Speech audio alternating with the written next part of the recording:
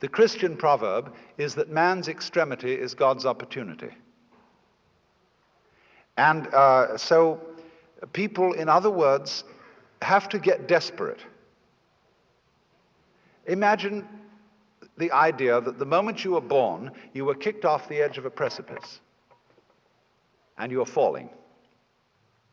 As you fell, a great lump of rock came with you, and is traveling alongside you. And you're clinging to it for dear life, and thinking, gee, I've got to hold on to this, you see? Well, it doesn't do a thing for you. And it's only making you anxious. And it's only when you understand that it doesn't do a thing for you that you let go and relax. So everybody's in this situation. We're all completely insecure. We're all headed straight for death as if we had been condemned by a judge.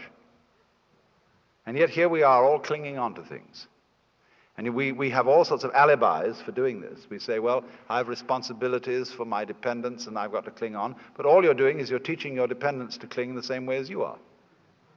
And making them miserable by learning to go on surviving compulsively. So the thing is, same way, if you're caught in a torrent and you try to get out of it by swimming against it, you'll just wear yourself out and you're still carried along with it. So the sensible thing to do is to turn around and swim with it.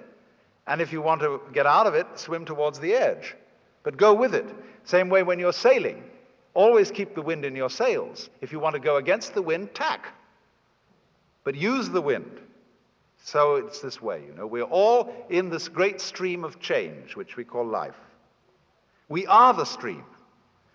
If you imagine you're separate from it and you're being carried along by it as if you were a cork, that's a delusion. You're a wave of the stream itself. So get with it.